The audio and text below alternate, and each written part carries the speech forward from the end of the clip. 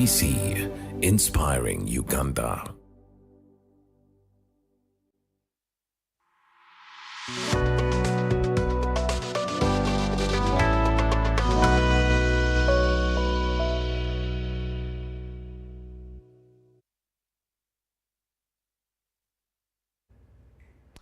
Good evening and welcome to Behind the Headlines. My name is Timothy Nyangweso. In this country, there's nothing that is at the focal point like agriculture. The Prime Minister is touring most of the country, especially in areas of Mityana, Chiboga and Chankwanzi, and she is putting forward a 6-policy program. The question is, at the center of it all, she's talking about agriculture, but it also looks like it is politicking at the same time. With land wrangles in Mityana, how are we able to get value addition to the different products that we're putting out there? And as agriculture contributes 24.1% to GDP, what does that mean? 70% of people in agriculture, what does that mean for us? Everything from handling to seedling, there has been complaints. There has been OWC, NADS, all these programs have been there to help agriculture. Today, we focus on our value addition and we ask ourselves, how can we do this and ensure that there is equal participation and inclusion of youth and young women? I have an expert panel that will put perspective to value addition in this country. And we're not just here to speak good English and debate. We're here to influence policy and how it goes forward. Let me introduce the panel. On my extreme right, he is no stranger to the panel here, Honorable Minister of State for National Guidance and ICT, Honorable Godfrey Kabyanga, is with us today. If you know anything about the difference he has made in Kasese, he's the man at the center of it all. He's the deputy mouthpiece of government, and he'll make sense in everything government is doing tonight. Next to him, he is a man that has done everything in this country, come to business planning, agriculture, lecturing, and he has retired from all of it. And today, he's seated here to help us understand what does value addition mean and what does it look like? Where do we need to lay the foundation? Dr. John Bahana, and he will be here as a consultant to help us understand exactly where we need to go. Next to him, he is no stranger also. If you have been in the circles of Makerere, areas of food nutrition, technology, bioengineering, that's the department he's in. Professor Yusuf Byarhanga, he is a researcher, a food scientist, a nutritionist, and he's here to help us make sure, one, we're eating well, but two, we're putting value to this food that we're eating.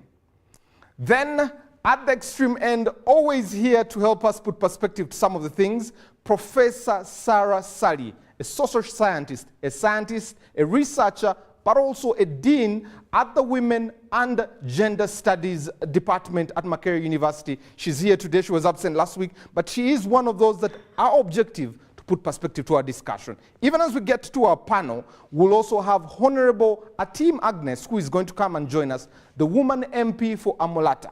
She's also the pioneer of Hope Development Initiative, which has helped 11,000 women. She's actually referred to as Mama Rice. The question is, what has her rice done to improve the livelihoods of the people there? Let's get this clip, and when we're back, we'll be diving into our discussion here. Agriculture stands as the cornerstone of Uganda's economy, engaging 70% of the population while contributing significantly to both export earnings and the country's gross domestic product, GDP. Given the predominantly rural lifestyle and the agricultural practices of Ugandans, elevating agricultural incomes central to Uganda's National Development Plan assumes paramount importance in the fight against poverty, the advancement of prosperity, and the generation of employment opportunities, particularly for women and youth. Reflecting upon the historical overview of the sector, the report highlights that mounting population figures and escalating income levels have spurred the demand for food and processed agricultural products. This escalating demand expands heightened pressure on the environment, further intensified by the recurrent and severe impact of changing climate patterns. The continued reliance on rain-fed agriculture compounds this challenge. Concurrently, inadequate agricultural techniques, meager technological integration, land ownership uncertainties, limited access to extension services, subpar quality inputs, and insufficient credit access collectively undermines the sector's ability to unlock its full potential. Despite these hurdles, the agricultural landscape of Uganda bears remarkable potential for catalyzing economic transformation. By embracing sustainable practices and fostering innovation, farming can emerge as a more profitable and productive endeavor, particularly for Ugandan smallholder farmers, consequently amplifying their prospects of reaping sustainable returns from their agricultural pursuits. Tonight, Behind the Headlines features Timothy Nyangweso at the helm, accompanied by a distinguished panel of experts marked by their intellectual prowess and unwavering integrity. The focus of their conversation revolves around the paramount theme of enhancing agricultural income through value addition. In this discourse, strategies to augment revenue streams within the agriculture domain are posed to be explored, unraveling the tapestry of insights aimed at propelling positive change and ushering a new era of agricultural prosperity. Agriculture stands as the cornerstone of Uganda's economy, engaging 70% of the population while contributing significantly to both export earnings and the country's gross domestic product, GDP. Given the predominantly rural lifestyle and the agricultural practices of Ugandans, elevating agricultural incomes central to Uganda's National Development Plan assumes paramount importance in the fight against poverty, the advancement of prosperity, and the generation of employment opportunities, particularly for women and youth. Reflecting upon the historical overview of the sector, the report highlights that mounting population figures and escalating income levels have spurred the demand for food and processed agricultural products. This escalating demand expands heightened pressure on the environment, further intensified by the recurrent and severe impact of changing climate patterns. The continued reliance on rain-fed agriculture compounds this challenge. Concurrently, inadequate agricultural techniques, meager technological integration, land ownership uncertainties. So welcome, and you can be part of the show here on Behind the Headlines with me, Timothy Nyangweso. Ensure that you get to our YouTube channel. You can get there, drop your comment, let us know what you're thinking about. But also on Twitter, hashtag UBC Behind the Headlines. You can drop your comment and we'll be reading them in a short while there. The number to text us or WhatsApp us is 0709 60 92 25 there, and let us know what you're thinking about in the studio. I want to thank the debutants on the show, Dr. John, Professor Yusuf for being here. Honorable Dr. Atim, you are no stranger to us, so thank you very much for coming through. Let me read a few things that really came even as we were getting into the show today. We have 10 million tons of bananas annually as a country. We also look at warnings that are coming in from the Ministry of Disaster and Preparedness of El Nino rains that will be coming through this year and what happens to agriculture and the farmers there. And this year, good enough, we have a member of parliament here. They budgeted 1.8 trillion shillings, 6% of the budget, to be able to take care of agriculture. Is that sufficient enough? Looking at the 10% that they signed in the Maputo agreement there. Let me get to the minister. A directive from the president to the prime minister. 6 policies are given to the prime minister. We'll not go into all of them. We'll focus on 2 areas there. Value addition, because it's very important and it will bring employment. 2, we'll look at also technology and mechanization. Can these 2 work together to ensure agriculture gives us the dividends we desire? Honorable Minister, it's good to see you, Honorable Kabyanga. It's been a while.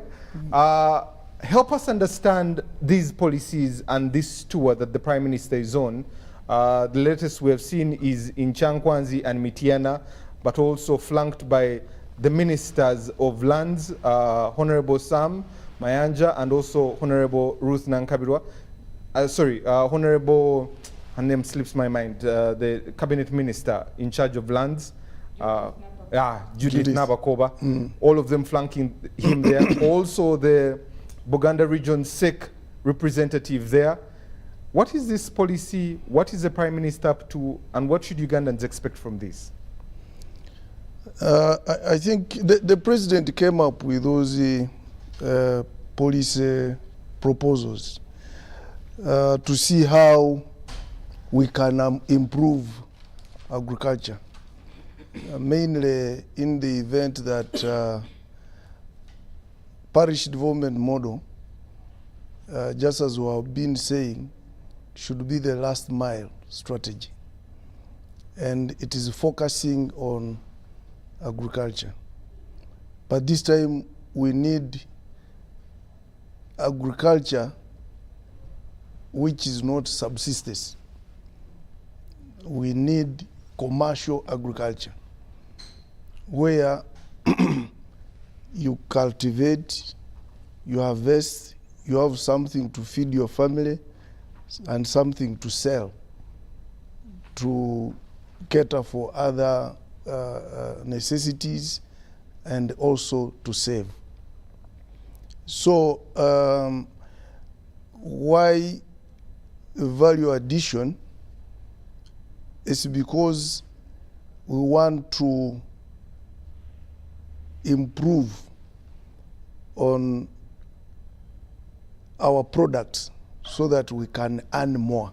And why technology? There can't be any value addition without technology, because it is technology which adds value.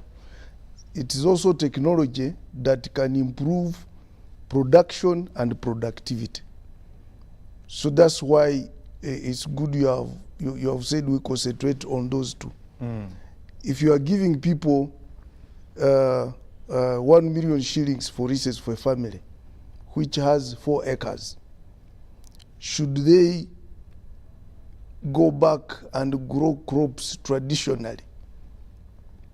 Will those 4 acres be able to produce enough? So technology now comes in.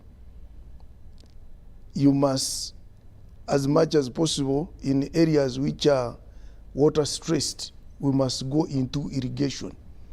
And how do we do irrigation? There must be technology involved.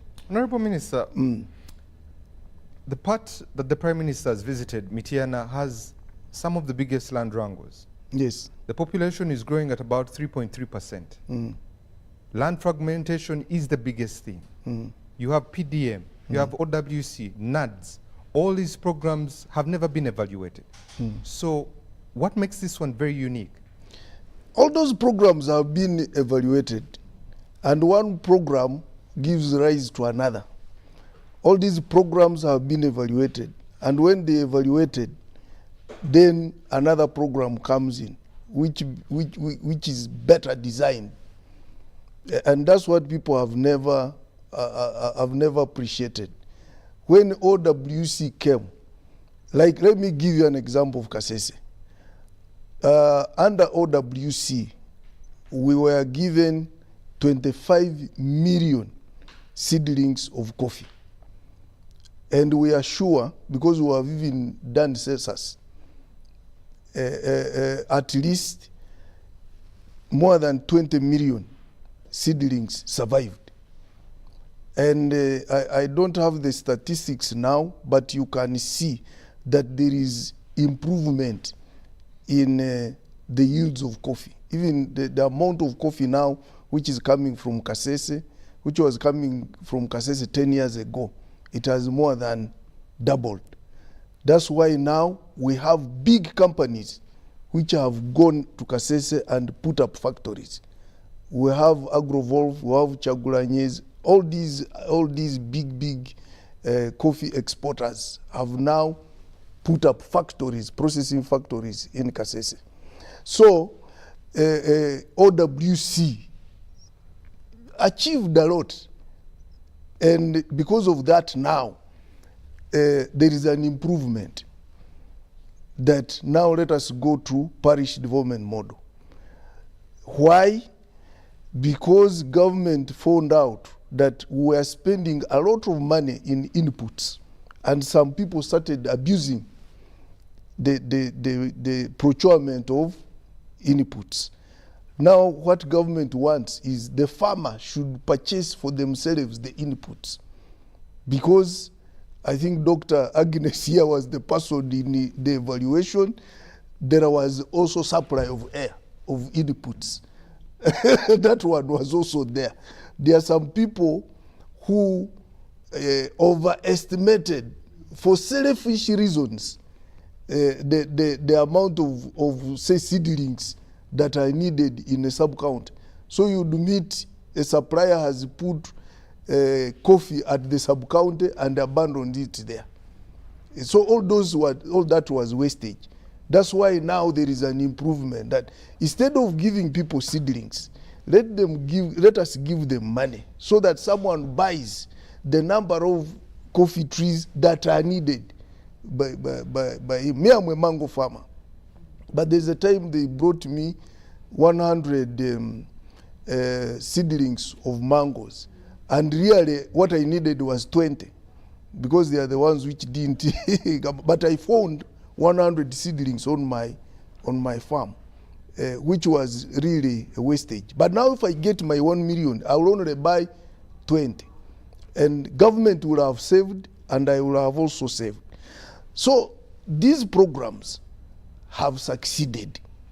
Okay. But now there is improvement. We go modifying programs because there is improvement. So in this now parish development model this time, we want to now improve by, first of all, we must use technology. Irrigation, we must use fertilizer, we must mechanize agriculture. That's why government is planning to have, when I grew up, when I was still young, there were tractor hire units. All those are things which need to be revived so that people can get, like in Kasese now, tractors are cultivating at night because they are not enough. Day and night because they are not enough. But if we have tractor hire units at, say, sub-county level, then we would have enough tractors to mechanize. And then after we have produced these raw materials, there must be value addition. So that's why we are now putting up industrial parks so that people can go into agro-processing and obviously other factories. So what these 6 policy proposals are is we want to go into commercial agriculture. Yes, land wrangles. Yes, fragmentation. But you know, you can have 4 acres so long as you have mechanized your agriculture, you have applied modern methods of farming. You get more yield than someone who has 10 acres and is still using traditional methods, because there is productivity. And thank you very much, Honorable Minister. Let me bring in Dr. John. You are well-traveled, you have lectured, you have also been part of NARO, but also looking at Germany as a country that exports the most coffee, yet we are the second in Africa with growing coffee. Where are we getting this value addition wrong? First of all, let me reintroduce myself, Mr. Moderator. When I graduated from Makerere, I worked at Kaunda Research Station as a research associate, because we had a lot of Muzungus that time, so we wouldn't be a research officer straight from Makerere. And because of political instability, I ended up in Kenya. I did my master's though, and when I finished my master's, I moved to Botswana, where agriculture at that time was 95% just cattle keeping. We would sit at the hotel waiting for tomatoes to be brought in, from South Africa. And then I moved to Lesotho, and Lesotho is a very interesting example of how you can utilize your small piece of land to produce a lot of, agricultural yields. Back to Kenya for my PhD, and I was neighboring Lambwe Valley here south of Kisumu. I worked there for about 3 years, and after that I moved to Zambia. For the next approximately 20 years I was chasing locusts. And locusts that I was chasing would be in Tanzania, they would be in Malawi, they would be in Mozambique. And so I had that opportunity of traveling, even if very often we were in an environment of war, as in Angola and Mozambique. Bullets are flying all over the place, but we had the experience of back home in Uganda. So we are not too much afraid of bullets. But let me talk about Kenya in a very short space of time. The Kikuyus, who are the major agricultural producing community in Kenya, do not have a lot of land. And as you know, Kenya doesn't even have as much arable land as Uganda. But in many aspects, they defeat us in yields, because a farmer who is usually a lady, my permission ladies, you know, they work so hard. You see them with baskets strapped on their foreheads. By the way, Honorable, I don't know why that tradition of carrying, you know, on their foreheads is also in Kasese. We share culture. We can circumcise. Yeah. We are the same But also the terrain. terrain. Terrain, yeah. And so these women, you see them working so hard from very early in the morning up to late evening. You'll never see them in the bars as Ugandan men, for example. And they are looking at value addition. And they will not sell their cabbage until they have properly packaged it. They will not sell their fruits until it is properly packaged.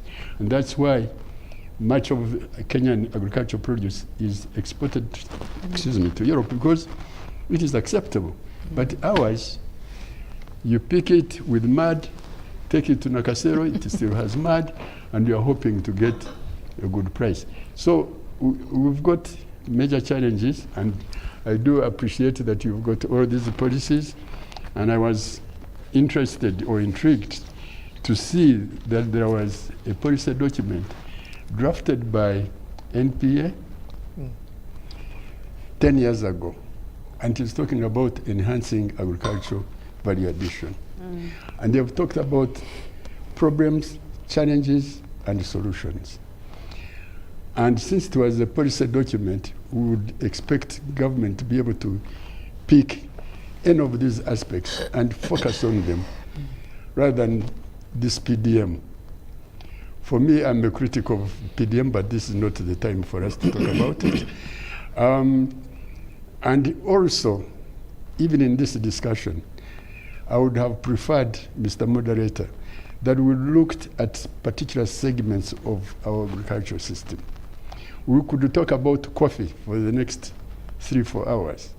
We can talk about cocoa for hours. We can talk about animal husbandry for hours. If you look at our own animal husbandry, the way we carry animals The trucks. on trucks with the tails tied at the back. By the time the poor animal reaches here, it has lost not less than 10% of its weight. The musculature is stressed, so it is not even good meat to eat. And let me give you an example, amuse you. When I moved to Zambia, there was this Muzungu who was transferred to Uganda as general manager of Colgate Palmolive. And he used to import meat from Zambia rather than eat, buy meat from Nakasero. Why? Because our meat, as you'll appreciate, is tough. And you are not surprised. Where is the value addition? This man has been looking after his animal. He has thought as hard as he can that he has fattened it. And then the transporter harasses the poor thing. By the time it reaches the butchery, it is no longer meat. We do not have cooling facilities. You probably would have seen it. You go to a butcherman, and if you find a lot of flies, you tell him, why do you have all these flies? I don't like meat which has got a lot of flies. You know what the guy will tell you? If there are no flies, people won't buy the meat because they will say, I have treated it with the chloroform. They do not want to construct the cages, glass cages, which would exclude flies from the meat. That is value addition. You and I would be able to buy good meat.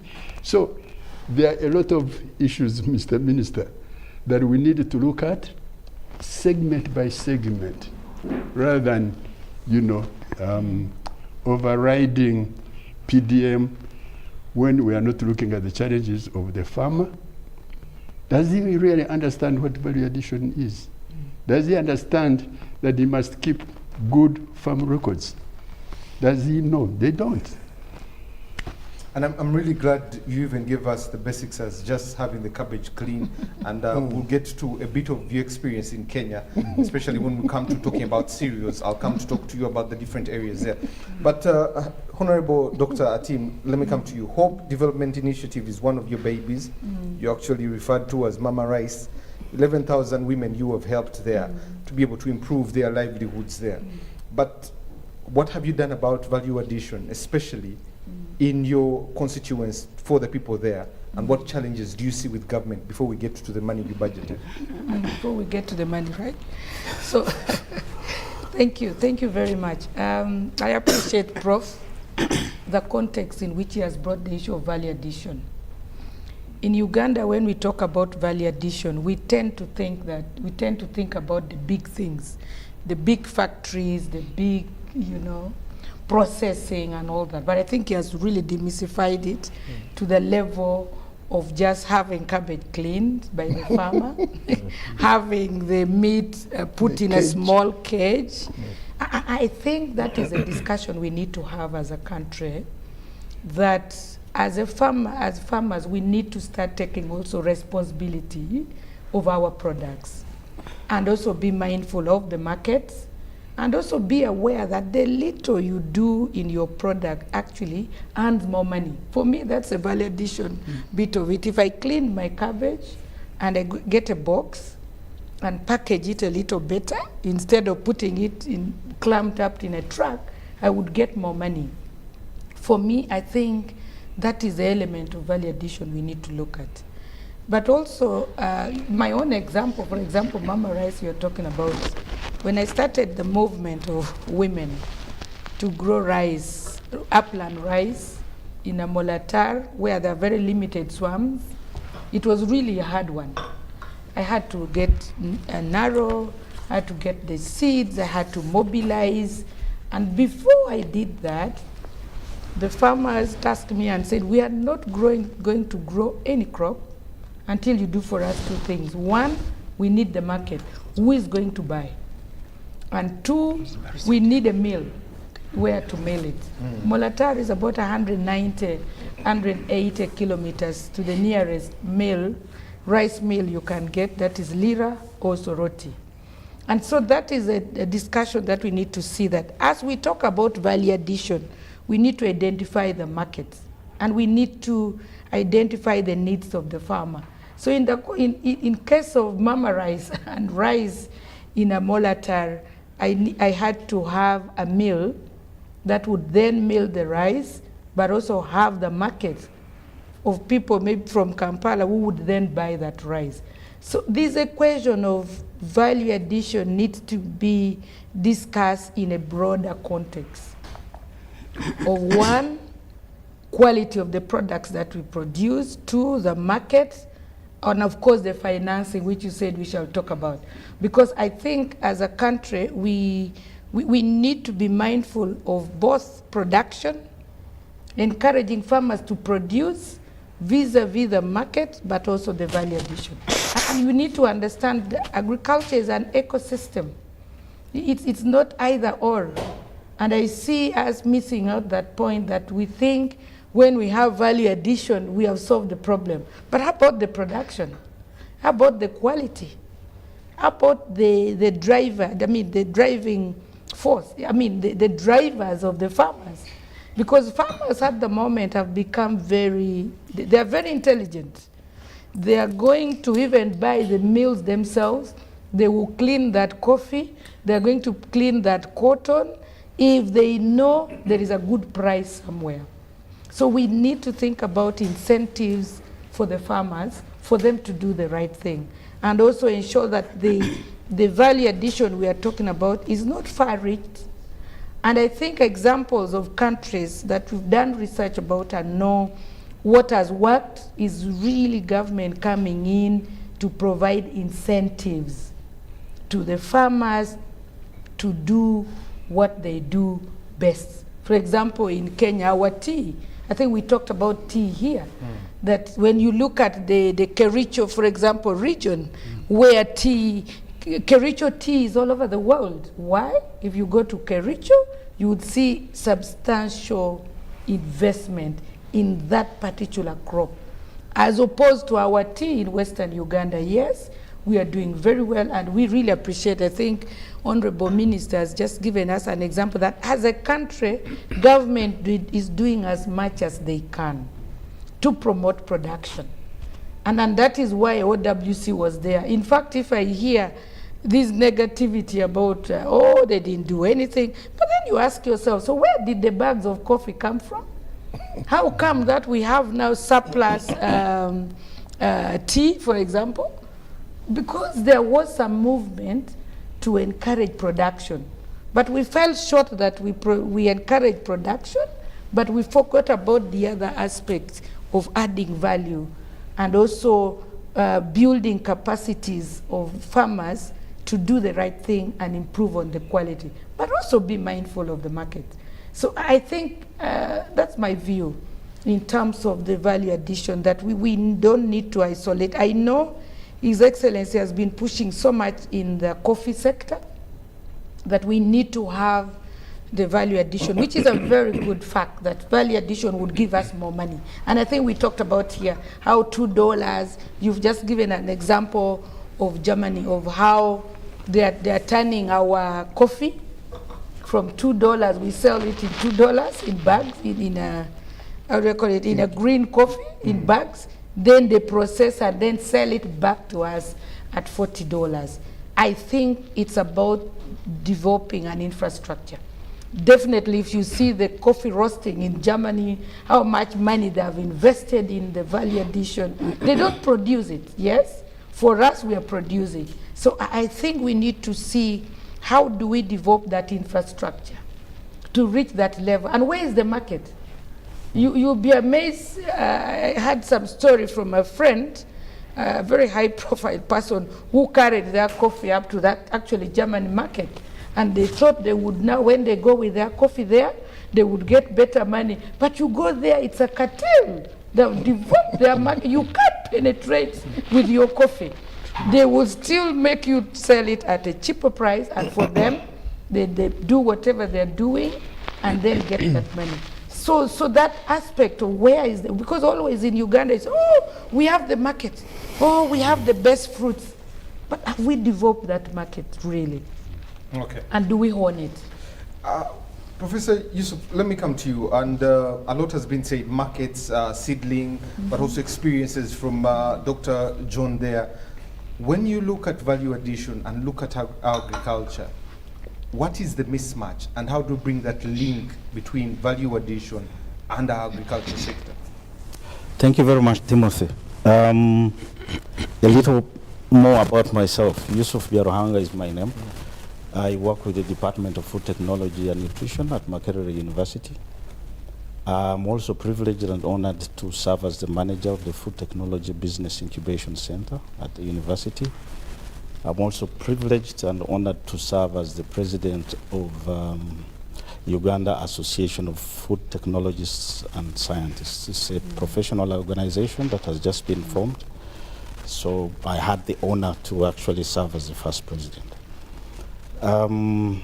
So coming to the question you're raising, I'm glad Honorable is talking about a systems approach. There are quite a lot of things that we are not getting right along the value chains in the system in which we are doing our agriculture from. So I'll give you a typical example. You can have a small operator processing pineapple juice, and they're probably going to be milling or extracting pineapple juice from 5 tons of pineapples a day. That is a very small operation. And we see a lot of pineapples, Kalerwe, Nakasero markets, and many times these actually seem to be going to waste. Now, this gentleman who is doing 5 tons of pineapples a day will actually not sustainably be able to access enough pineapples to sustain his operation. And the reason is simple. There isn't enough pineapple to go around to actually serve the fresh fruit market as well as the processing market. And so you'll get a supplier to give you pineapples. The first 1 week, he'll bring you 5 tons a day. The second week, he might start giving you 3 today and say, tomorrow I'll bring you an extra 1. Yes. And by the end of the month, he's probably not picking your phone calls because he doesn't have enough pineapples to actually sustain your operation. So yes, we have a lot of pineapples seemingly, but we haven't structured our operations to actually be able to service some of these value addition operations. Who's supposed to do that? Everyone. Everyone. It's a shared responsibility. It's a shared responsibility because one, we're dealing with small holder farmers. 1 acre here, 3 acre there, 5. They might be big ones with tens of acres, but they are the fewer ones. And these small operators, farmers, are actually operating in an environment where they are financially stressed. And so even when he has a deal with you to supply with pineapples, if a guy from Kenya comes with a truck and puts it there and offers slightly more, even 50 shillings more per pineapple, he's likely to take the day and the operation will be curtailed one way or the other. So there are those gaps that we haven't been able to fill along the value chains simply because we are not doing certain things right. One other thing I would like to say is that as Ugandans, I think we also talk a lot and do less. We probably need to do more than we talk. And to actually, like Honorable Minister was saying, to do whatever we do seriously as a business. An example I'll also give you is some time back when Tuskys and Nakumat were still operational in the country. They were selling rabbit meat. It was one of the most expensive expensive meats on the market. And surprisingly, they were importing this from Kenya. So I had an opportunity to talk to the managers there, and they said, well, we don't have Ugandans to supply us with this enough meat, and so we have to import it from Kenya. I had a friend who was doing rabbits. I said, well, I know some people doing rabbits. Can I link them up with you? He said, fine. And so I linked them up. 1 week down the line, there were no rabbits.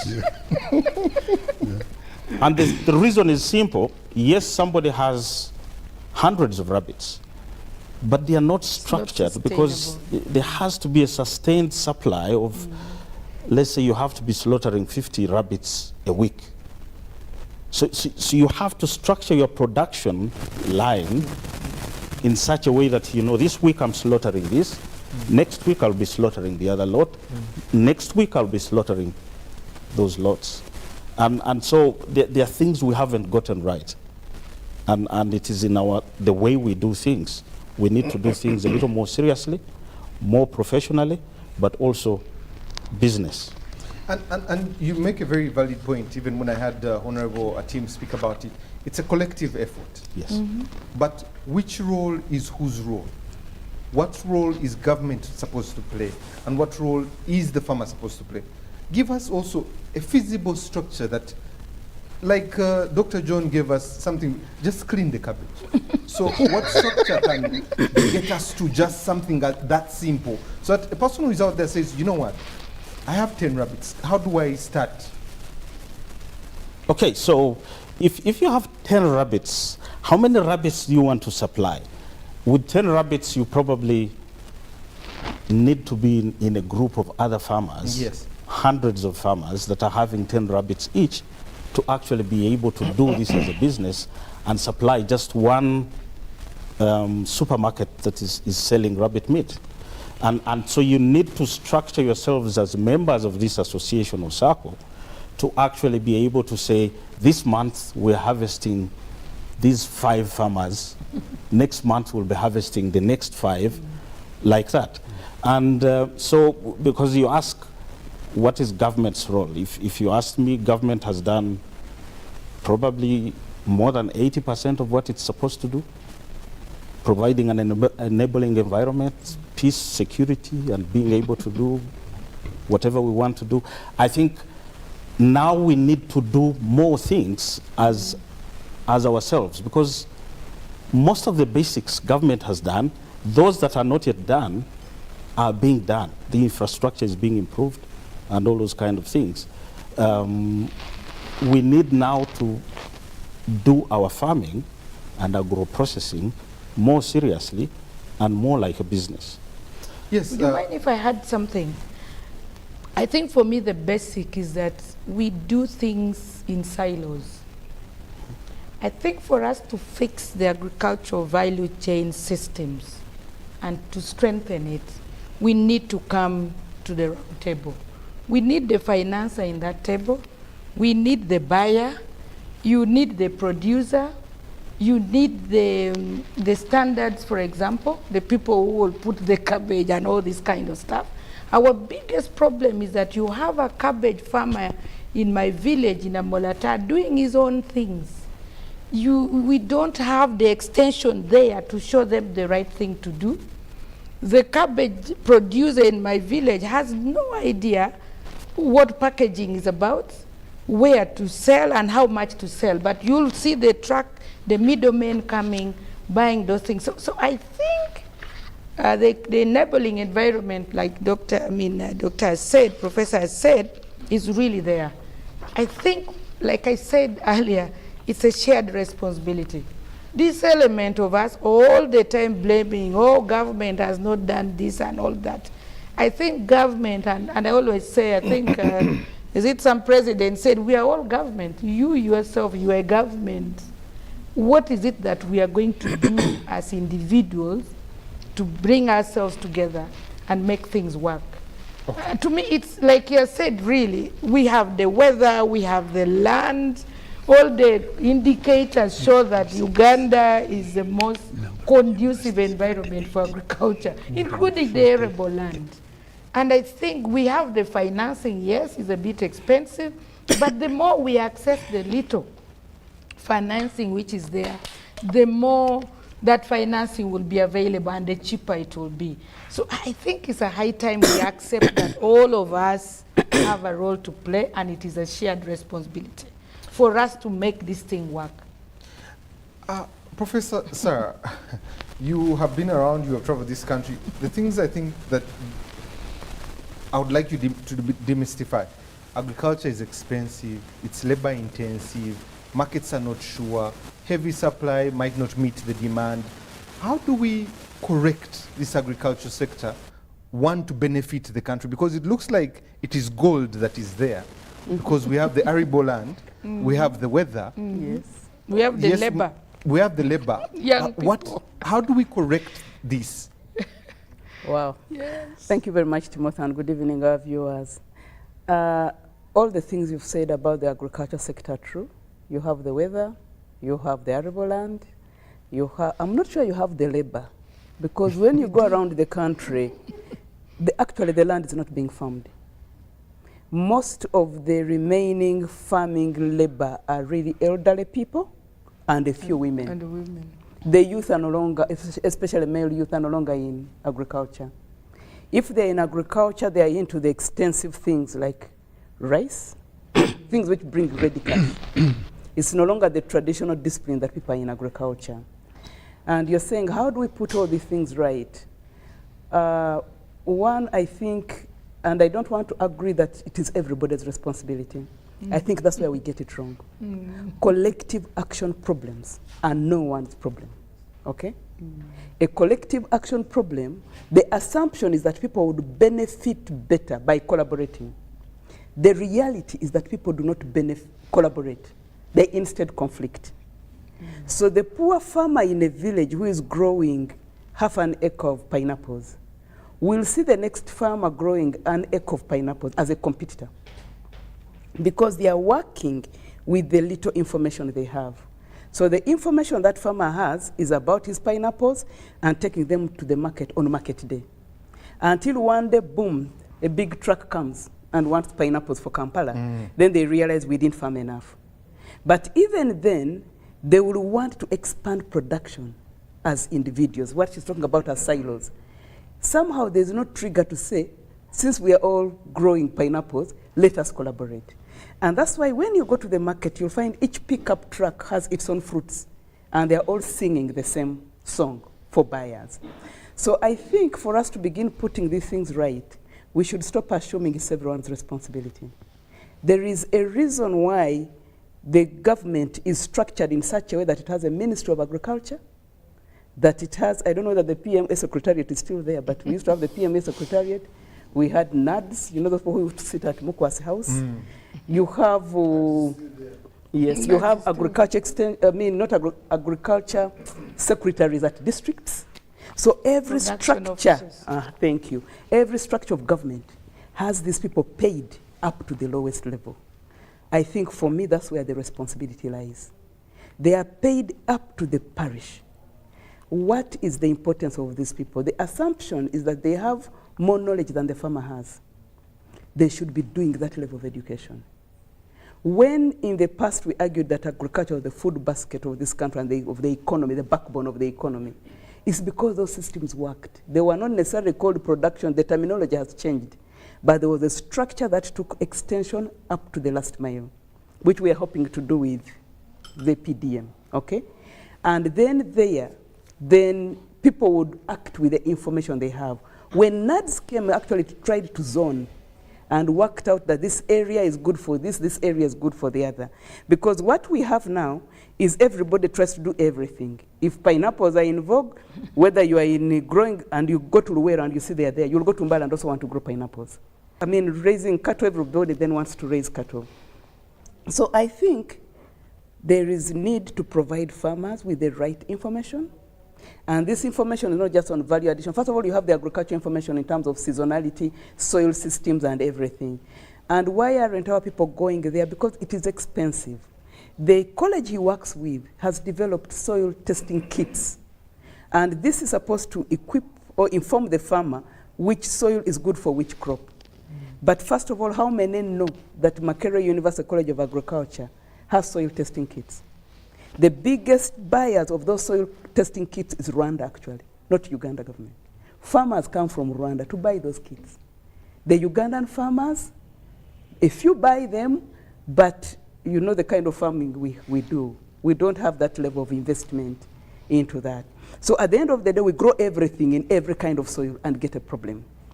Then you have the issue of markets. People only know market day. Then once in a while, they know trucks come from Kampala, like if you're growing maize in the east. But then some days when they don't come, then the farmer gets disappointed when they make losses. That is one side. Then you also have the side where you have the trucks which come when the crops are ready and they harvest everything. So the whole village loses its maize in one go. It loses its mangoes in one go. So they have money, and remember another dimension of this discussion is enhancing agricultural income. They have money, but they don't have food. The next point they're going to buy food is miles away. So they lose some of the money they made in transportation, in acquiring food. Why did they sell? Because they did not have means of storage. So you find like the trucks in the past, before the Sudanese war, would go through all those villages, the north and the east, collecting maize and head off to Juba. And then you have the villages with nothing. They have money in their pockets, food insecure. So all that is happening because there is not much storage. So what do we need to do differently? Provide farmers with adequate information. She talked about markets. Markets are very, very important. So liaise with that. But also units like governments, educational institutions are churning out a lot of knowledge. Let them be used, but also let there be infrastructure for storage and processing. He said he's a manager of the Makerere University Incubation Center. They are actually doing a lot of work there, adding value to the milk, adding value to the fruits, adding value to the fish. There's a lot of information there. So let us use it, because when we're talking about agriculture, it's so diverse. Are we talking about leather? Are we talking about coffee? Are we talking about fruits? Are we talking about flowers? All that is there. So it's not just enough to say we have the weather and the soils. I'm not sure whether we even have the soils anymore. They are so exhausted. But we have the weather. We are not sure whether we have the labor. But I think we need to come back and organize these things to where they were before the time of privatization and liberalization, where it was everyone left to their own devices. And that's how we created the collective action program. Someone has to take responsibility and do the organization. And just lastly, Timothy, this is not very difficult. If you're on WhatsApp groups, if you have a WhatsApp phone, you'll be amazed at the number of WhatsApp groups around farming. There are those around hash avocado. There are those around bananas. There are those around animal breeding or animal rearing. There are those around chicken. So it shows you that people are ready to be organized. And on those groups, people are advising each other the best way they know how, with the little information they have. So let someone take responsibility and find a way to scale up. But also lastly, the things government has invested in have to connect with the people. And the example I can give here is, for example, you have PBID, the banana Presidential Banana Initiative. Okay, so it is a very heavy investment. And the scientists on the ground are doing their level best. They make pads, they make fabric, they make thread, they make the starch which goes into pharmaceuticals. Interestingly, the biggest buyers are the German companies. They make flour, they make crisps, they make all kinds of things. But how much of this gets back into the society for people to know that this is our own product, let us consume it? Once in a while, you'll see the toke flour in the supermarkets. The toke cookies, you may find it at agric shows, but beyond that, you don't see it. So where do the things that government has invested in go? There are a lot of these factories put up actually for that. You have the one, I think, in Namamve, the one of Professor Kwesiga. All of these things are built around value addition. But we are yet to know what they are doing, but also how does the local person access them so as to bring in their product. I think the Bushenyi one, the PBID used to buy some matoke from the markets and from certain farmers. But beyond the Bushenyi farmers, how do other farmers get in? And that's where I think Honorable was talking, and Professor was talking about the complete value chain. So government has invested, but can we connect government's investment to the farmer? I think that's the connection we are missing, and that's where the production officers would be the last mile to do that. Thank you. And you said two things that really caught me. One being that the West is growing a lot of matoke. Yes. And would zoning be able to solve such a predicament? I think it would, if the purpose of zoning is to concentrate government's effort to grow a particular crop or a particular industry. I think it would help. Because what is happening now is every farmer is trying everything. Everyone, even with a small piece of land, is trying to grow macadamia. Okay? And who are the people who are giving macadamia information? It's a private company in Mitiana. So you must be able, even when you're talking about goats, all these things are being grown privately. So what that means is for you to be able to access that information, one, you should be able to know that they are there and you apply to go. Then you travel to the place. Then you pay for the training. And sometimes, for the hash avocado people, they even go as far as Nairobi.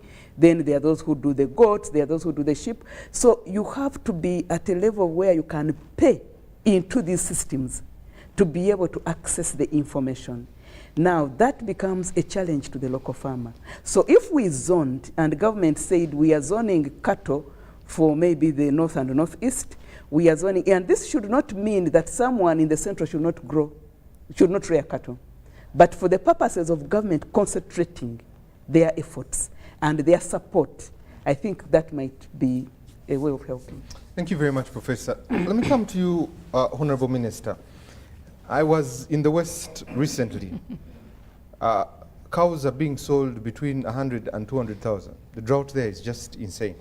People have hundreds and hundreds of cows. They're still proud of having these numbers of cows.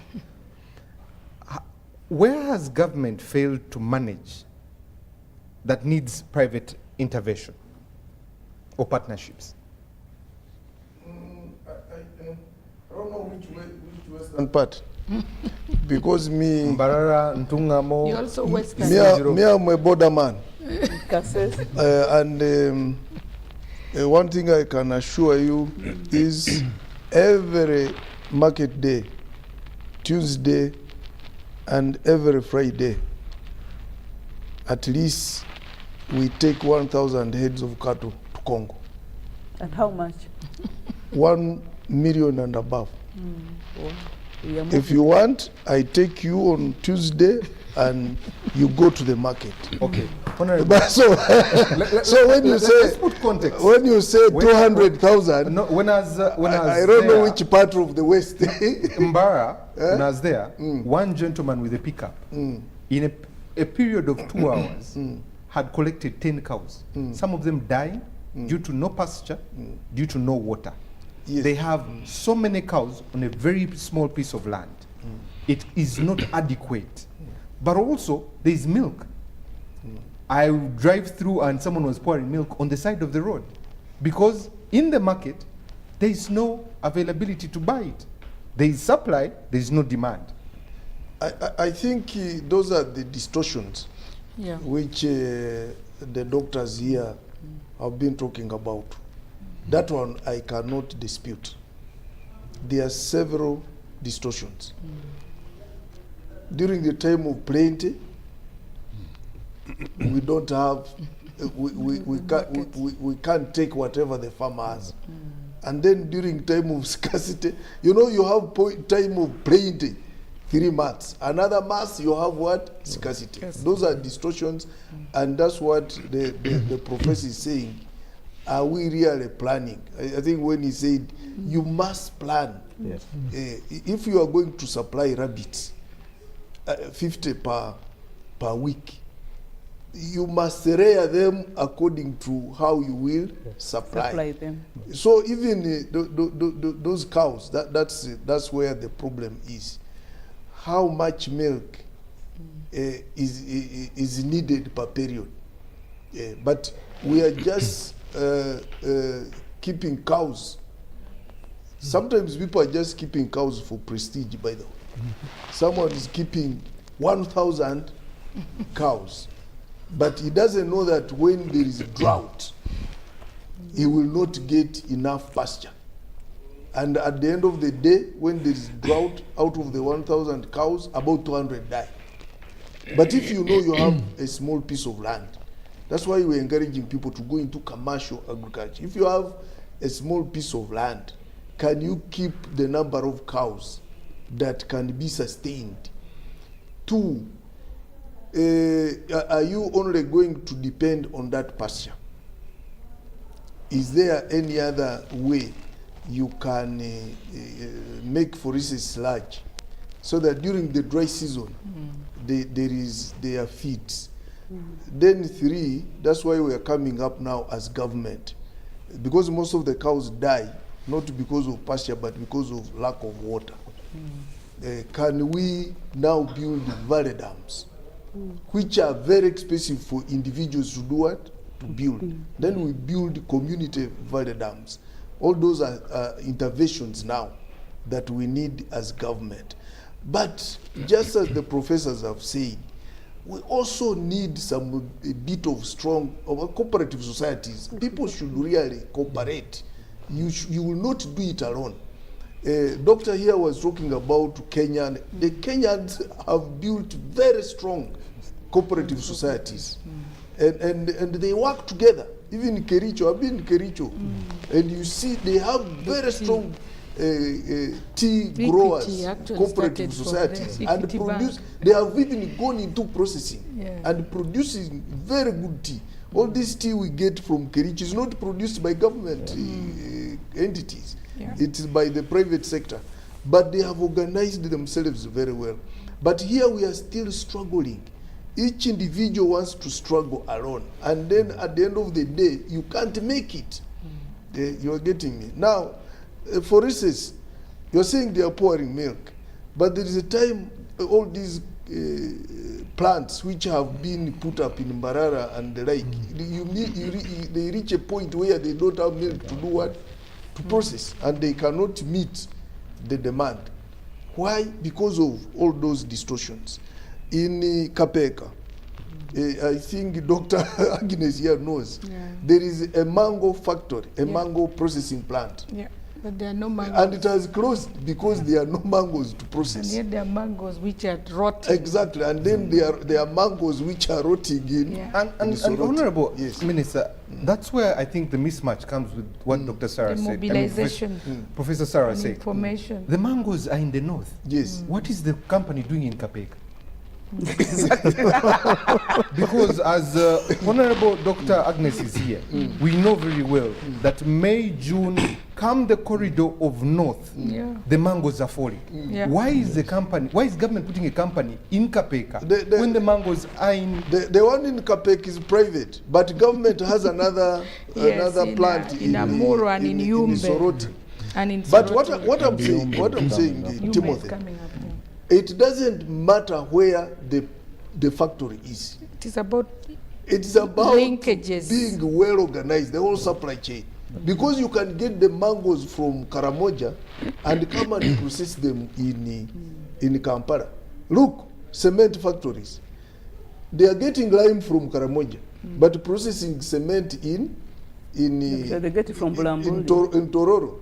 Hima Cement gets Kiringa from Mombasa and is making cement in Hima. So it's not an issue of where the factory is. It's just an issue of us being Linkages. more organized, and we link up our supply chain so that really we need to be more organized. Okay. So the question is, who is going to do that I'm organization? going to ask that we put a stick in our conversation so that I come back to Dr. John, because now we're beginning to heat up a bit. Let's take a quick break, and when we come back, we're going to pick up on some areas, especially what opportunities are there with value addition in some of the areas, especially when we bring cereals like maize.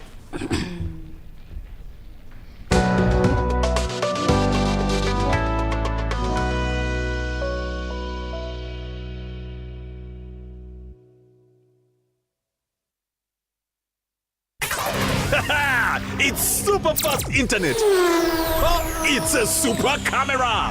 It's a super battery. Phone battery full. Yeah, it's a super deal. Get the Capote Super from MTN now at a reduced initial deposit of only 49,000 shillings and pay the balance in Pola for as low as 833 shillings per day. Grab this Super Capote deal this Christmas and get 2 GB of free MTN data every month for 8 months. Get the Capote Super now from any MTN shop countrywide. Everywhere you go, MTN. Regulated by UCC.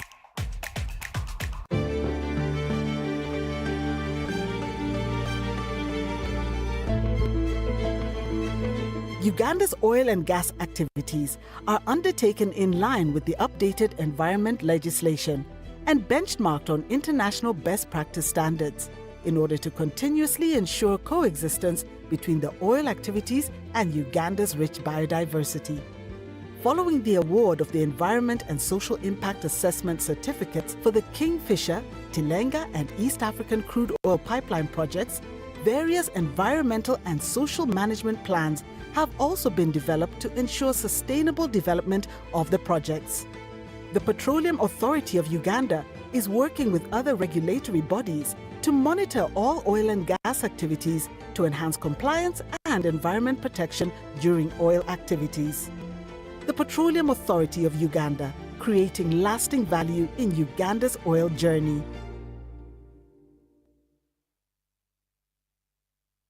Introducing the Infinix Note 30 series in partnership with Airtel Uganda, a smartphone where style meets functionality. Take charge of the day with special features like the 108MP triple camera and 68 watts first charge, and the best part is you can use this phone to charge other phones. You also will enjoy free 3 GB from Airtel every month for 3 months on each new device purchased. Dial *100#, select data and devices to get your free data. The Infinix Note 30 series Spark, a connection in partnership with Airtel, a reason to imagine. Hey, Juko. Yo.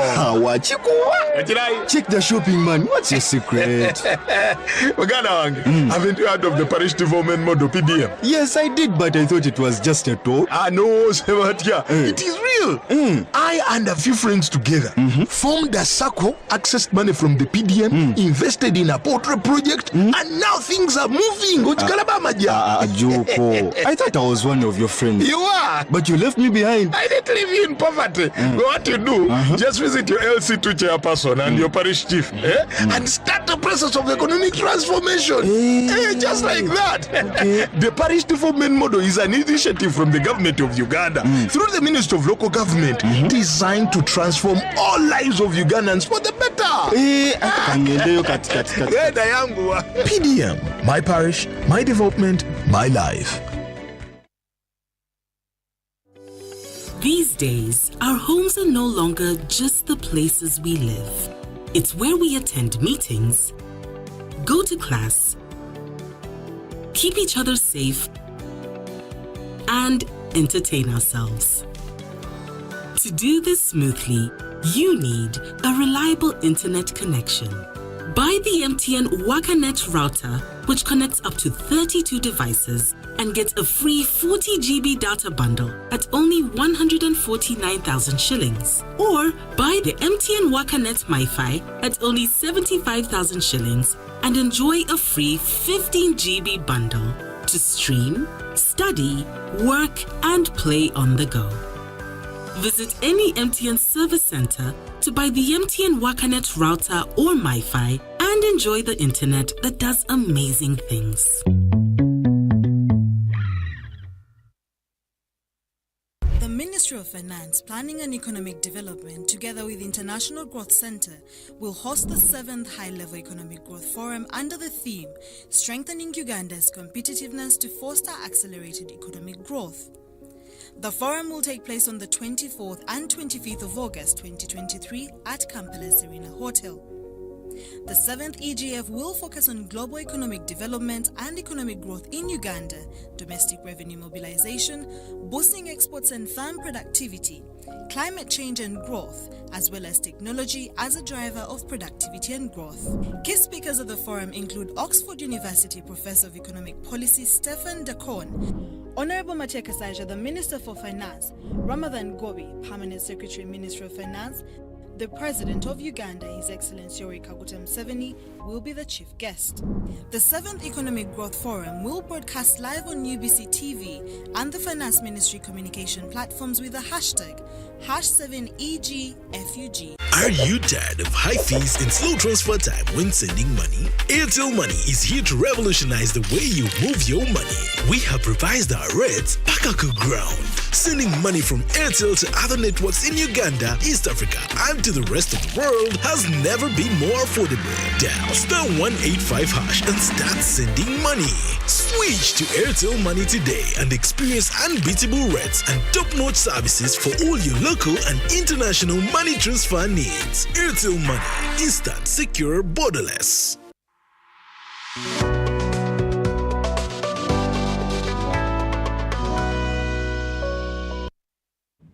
Welcome back from that quick commercial break here on Behind the Headlines. My name is Timothy Nyangweso. Even when we're on break, the conversation still continues on solutions of Uganda's agriculture. But let me read some of the feedback coming through. John Abaho from Chengera says, taking coffee as an example, we can improve productivity of smallholder farmers. 1.8 million coffee farmers out of the 12 million coffee farmers are producing 7 million bags of green coffee, while Brazil, with 265,000 coffee farmers, produces 55 million bags. Interesting. He goes on to say, export and processed coffee to Germany is a dream. Germany has 800 coffee roasters and will not allow you to export processed coffee there because they benefit from associated margins. Thank you very much. We need investment in value addition. A country, for example, that do not instant coffee processing plants, which US million dollars equivalent. The instant coffee here we take is largely processed Let's leave that one for another day. Good evening to you all, members of the studio and the panel. My name is Joe, getting you live from Moyo. The government should train more experts in the sector, embrace value addition to agriculture, produce, encourage commercial agriculture, agricultural mechanization, discourage land fragmentation, finally reduce taxes on exported inputs. Greetings to Sime from Chigo. I'm really enjoying the input by Dr. John and his analysis. The discussion needs to get down to the agriculture sector and the different plants, okay? Lastly, my question goes to Honorable Minister. What about those people who live in areas without electricity on issues of irrigation in agriculture, okay? Finally, Uganda's agricultural sector is actually one thing that can sustain the economy. However, a lot needs to be done in terms of supporting farmers. Interim controlling market prices are normally determined by the middlemen. They rip off the farmers. For example, middlemen buy maize at 500 shillings a kilo. Later they sell it 3 times the price. Ray from Chevando. I invest in watermelons, but to my shock, not even my capital was recovered because of the price being set there. Prices and discrimination there. Markets. Honorable Minister, I hope you've got those questions, but let me move on to Dr. John. Yes. Your wide expertise, both in Botswana and Kenya, caught my ear, especially knowing that in the north, when prices of maize went up in Kenya, they were buying the maize as it was still on the farm. In there. Your experience with beef, your experience with cereals, and one of the things that I'll be getting to in a short while, how do we make this value addition count for us? If a country like Germany can have a protectionist system that you cannot bring coffee, you cannot bring roasted coffee to them, you have to roast it there. They have patented the machines. They have ensured that the roasters are theirs. They get the coffee from here. How do we get this animal value addition to work for us? You know, fortunately, we've got the Honorable Minister here because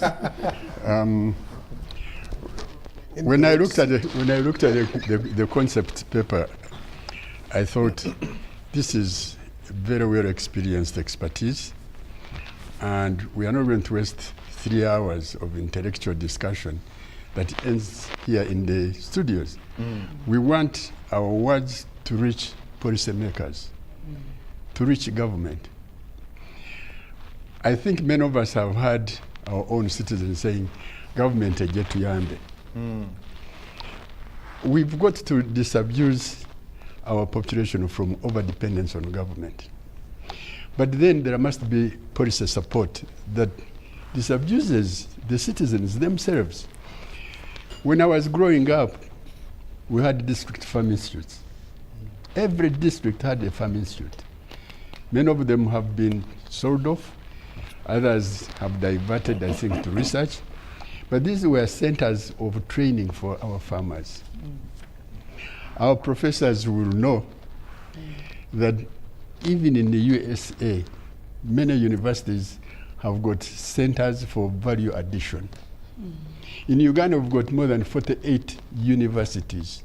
None of them will give you a college of value addition in which we can train our people. I'll tell you, the other day I was discussing with Professor Penimogi, and we were talking about the movement of Bararo. It is an old culture which should really have been discouraged. But now it requires presidential order to stop movements of cattle. But these people produce children, and the children are taken to school, many of them to university, but when they finish universities, they're not interested in cattle keeping. If they were told about value addition in cattle, they would obviously want to keep the animals, and if they are going to keep them, they are not going to wait for the dry season in which half the population is killed by drought. They would be able to store pasture. The examples that you've given, your personal experience, would not be there, because it's not like all of a sudden there's a dry season. We've been experiencing periods of rain and periods of dry season. So a farmer should be able to acclimatize. He should be able to know that after June, I'm going to have a dry season. And my animals must be culled at the stage of calves and at the stage of these ones which have reached their end of their lives. So that you are selling the right weight. You are selling the right quantity of milk because you expect a dry season. You should have fattened your animals during the wet season. You should have stored your pasture during the wet season for the dry season. I think there is even a saying, you store for the dry season. But now, coming to grain, I've had the opportunity or misfortune of driving through Mbale to Soroti, and there are farmers who are drying maize on the roads. How do you explain this? Government should be able to ban this nonsense of selling maize grain. Why are we selling maize grain to Kenya? And then Kenya says, no, you are bringing in aflatoxin.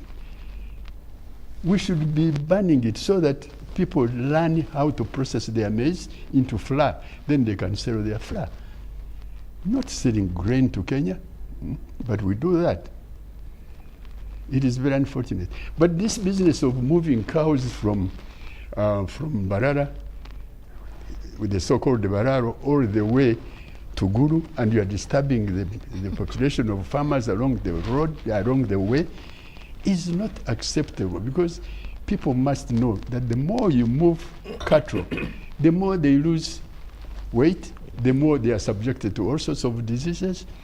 And if it is a commercial entity that you are looking at, then don't move the animals.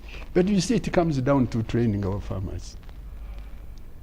Since we don't have DFIs anymore, let's have these universities, technical institutes, having units to train our farmers. Let's try and rejuvenate the cooperative movement, for goodness sake, because we hear politicians, I beg your pardon, Honorable Minister, but we hear politicians talking about we are going to revive cooperatives. But cooperatives were centers of excellence, I can assure you, because farmers were organized in such a way that they easily understood the choice of crops they needed to grow, and they needed to know how they are going to grow it, and they knew a bit of value addition and where the markets would be. Why would I start growing mangoes in Arua when there is no factory, for goodness sake? And then we start blaming government for putting up a factory in Kapeka. No, I should grow something else, because he will confirm that there is a zoning system. So Arua is not necessarily the best center of growing mangoes. If you're going to grow them, that's your risk. Dr. John, let me stay with you. One of your expertise is pests. Yes. Hoping you didn't chase the locusts with jerry cans. they called me the last time they were here. With the stones. Let's get to we told you are buying stones. Let's get to the cereal of maize. Yes. The armyworm is one of their biggest challenges. Sure. And being able to eat at night, and well, the maize is there. But some of the things that really amazed me when I was reading about maize and what can come out of it: maize silage, maize seed production, maize husks, to utilize them for silage, or even to lay them down for the birds there, maize flour, maize snacks and products, animal feeds, maize starch and syrup that Professor was talking about. Yes. Maize oil and extraction of all these things. When we look at this and we look at the expense of seedlings, 75,000 for 10 kgs for quality. And then you look at oxen or a tractor at 80,000, 100,000, fertilizer at 70,000 per 2 jerry cans there. Planting, weeding twice a year. And we see a lot of produce or byproducts that can come out of maize. Why are we not focusing? One day we're singing milk, the other day we're singing coffee. Why are we not focusing and saying, you know what, let's milk this maize and see what gets out of it? I think Professor Biarhanga both the touched locusts it. and the maize. I'm going to talk about the locusts and the armyworms. Because armyworms, the armyworm, recently, about 3 years ago, we had an invasion of a particular species that had never been to Africa before. It was only known in South America and US. Then all of a sudden, they showed up. And when they showed up, for them, you see caterpillars in the morning, and the next morning you just find stalks. It's gone. So you do not have sufficient time. So for us, from our research and expertise, would always advise that you start looking out for the moths at night, because they will come to the light. And takes about 5 to 7 days for the eggs to hatch. And by the time they start eating significantly, you should have organized yourself. But it is a question of extension, like all of us are saying.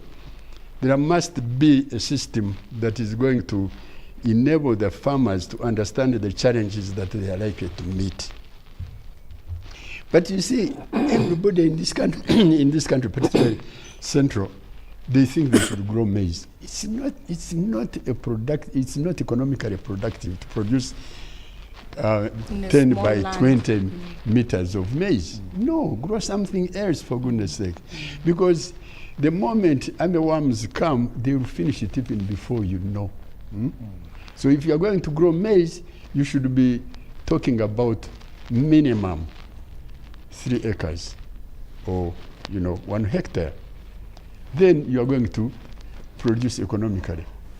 But everybody puts in a plant of maize or 2, and then when you walk around our streets, people are roasting maize.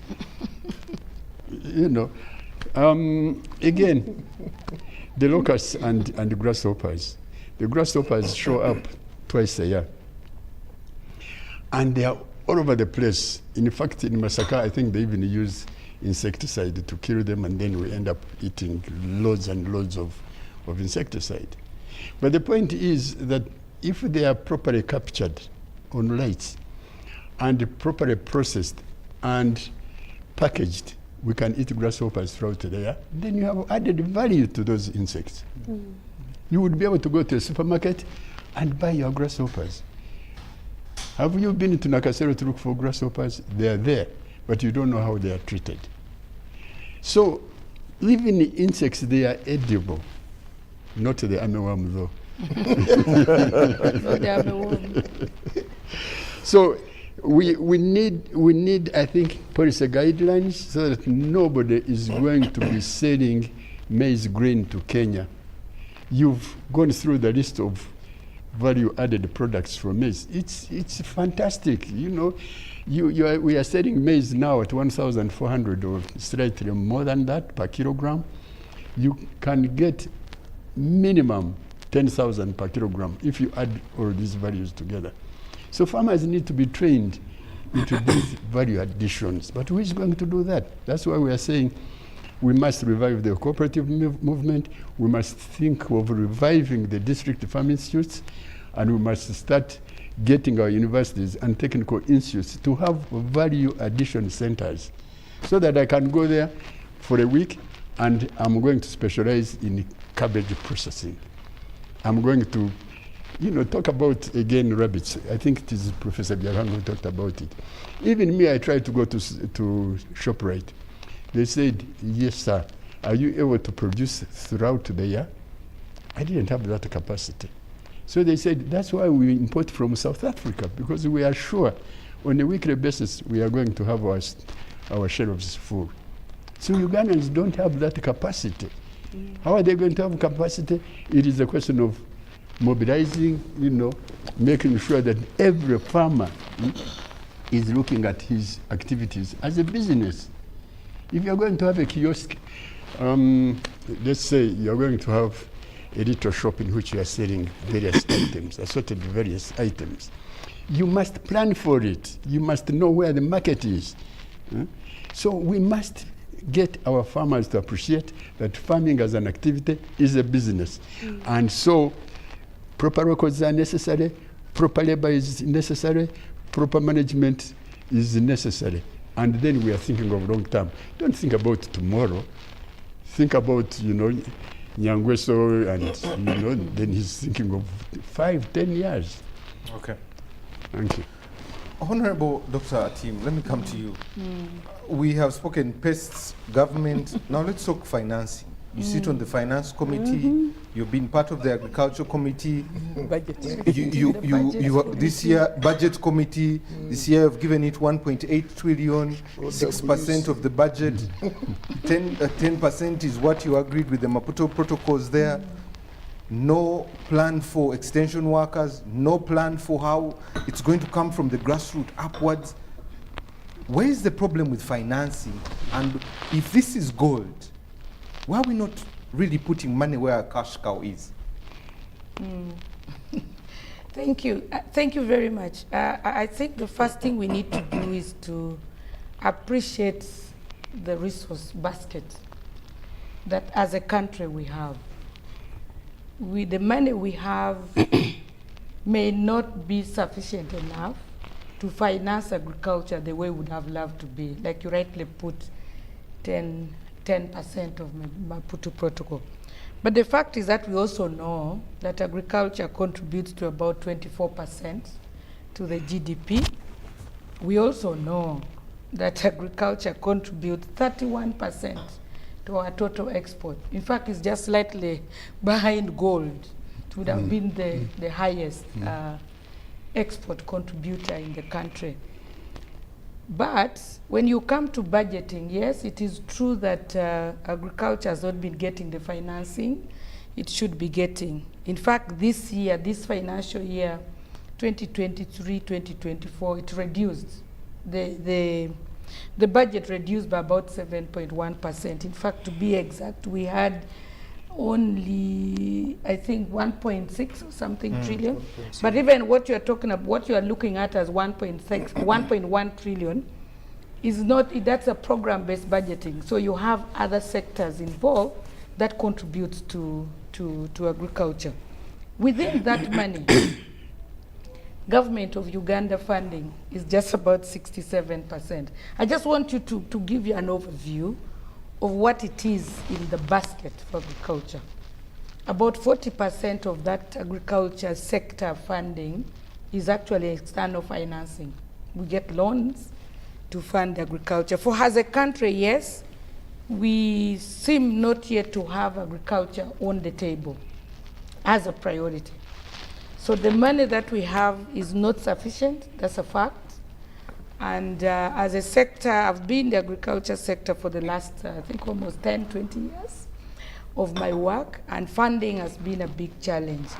But I also need to allay your fears that much as there's little money directly invested in agriculture, there are a lot of funding. For example, the 1.2 trillion, Honorable Minister, for PDM. Yeah. That PDM money is directly for agriculture. Remember, it is focusing on the 39% who are really, real poor. And the purpose of PDM is to move that 39% to the money economy. And these 39 do nothing else other than, very few really do other trade. So you see that much as we get little directly in agriculture, things like PDM contributes directly to agriculture. And so the financing directly may be looked at as really little. But I want to emphasize that besides the limited resources that we have, I think we've talked about here that there are certain things that need to be done even with the little resources. For example, enterprise selection. And we've gone all over the country giving 100 million per parish. But we've got to have the ministry facilitated, like the doctor rightly said, that we have extension staff at the sub-county level. But we need to make sure that these sub-county extension staff, they're the last mile government staff that should really help boost production, enhance productivity, and make sure all these linkages, we are talking about. And the farmers also do their role as that extension person is doing. So I think that is where we need to prioritize. First of all, we need to help farmers identify the right enterprises of crops to be done. We also need to have these extension people facilitated. We need to raise awareness, and I think the Ministry of ICT have some budget called mindset change, helping farmers to change their mindsets of knowing that this farming I'm doing is really my livelihood, it's my business, it is what will facilitate my family and my household income. So I wouldn't want us to say that money is never enough. Even sectors which are given really substantial money, they still come back to Parliament saying they need additional funding. But even with the limited resources, we need to do the right things with the limited resources. But I think as Parliament and as government, there's all effort being made to make sure that agriculture as a sector is funded and fully funded. And I think you've rightly said that this week we have seen the Prime Minister and the whole group in Central Region mobilizing the communities to go into production. But as you rightly said, we shouldn't stop at production. We need to look at the whole value chain. Where is the production? Where is the technology, for example? Where is the value addition? Where is the market? And how do we link all of that kind of processes, the supply system, which are really effective. So I'm hoping that if we invest in agriculture, then we are increasing production and productivity. Then the farmer gets more money. There you increase the purchasing power of our majority citizens, because you are aware that majority of our population are actually in agriculture. And when we do that, then we see the vicious cycle of economic growth. But you'll agree with me that we have some scholars and some technocrats that actually say that agriculture may not help our economy. And there I disagree with them. If we have a majority population to the tune of 70% in agriculture, and you want the economy to grow, and these 70% are not empowered, are not in giving incentives to earn more income and allow them to spend, then we may be missing something out as well. So yes, financing is a problem, and we need to fix that. But there are also very many other things that needs to be fixed. I think my first question is, how do we fix that? But why do we have scattered finances dealing with the same individual? PDM, one shoe fits all, sitting there. Emioga sitting there, OWC, NADS, and for agriculture. Yet it can be segmented. You bought a milling machine for Amolata for the ladies there. Yes. Why don't we focus on such things like technology? Say this year we're focusing on technology, next year we're focusing on this area. I agree with you. And as Dr. Pear, I moved a motion in Parliament, and you may Google and follow up, to advise government that is a high time we have an agriculture bank, we can call it agriculture and cooperative, that will consolidate all the financing which is scattered together.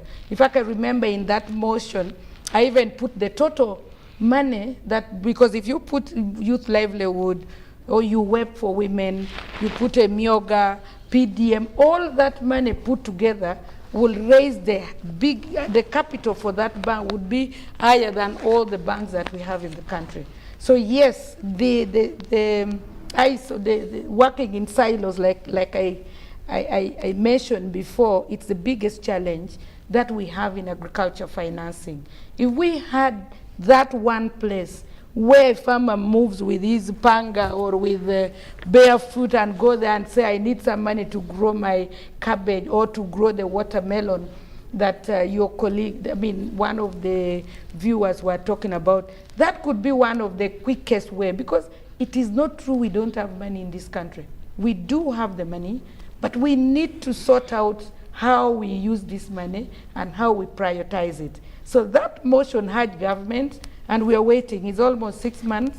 we are waiting for government response on how they would want to address agriculture financing. The budget may be little, but if we bring all these monies are going into agriculture. But the way we are managing it is a bit scattered, and we need to sort that out at least. So, yes, I mean, my colleague is just reminding me, we have money in Bank of Uganda called Agriculture Credit, Agriculture, ACF, Agriculture Credit Facility. We have money. Actually, in that motion, I don't remember the total amount. In that motion, I brought out all those monies that are scattered.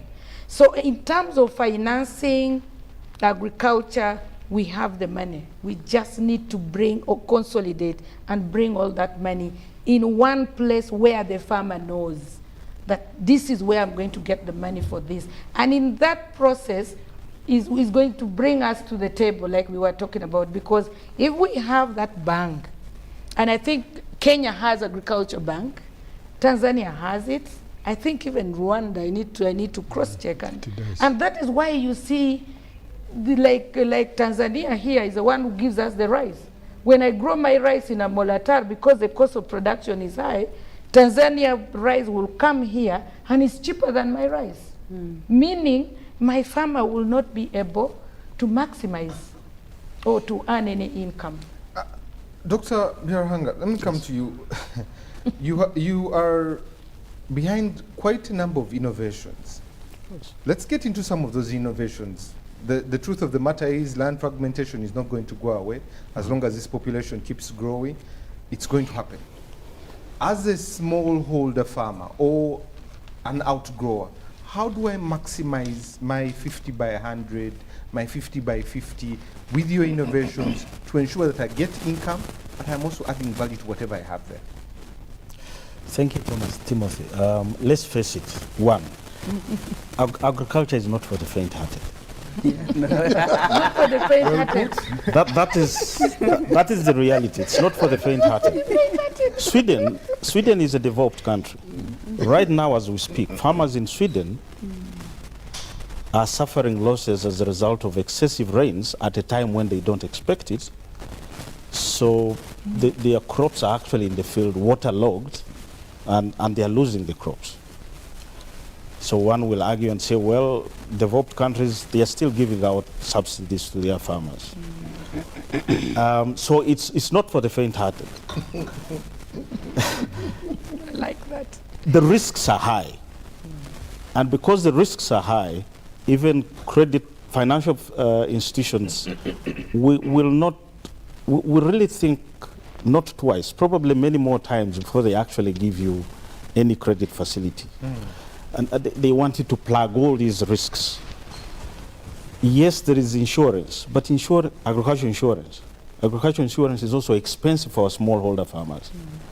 So the risks are still high, the production costs are still high, and that's why you see me saying it's not for the faint-hearted. What should we be doing?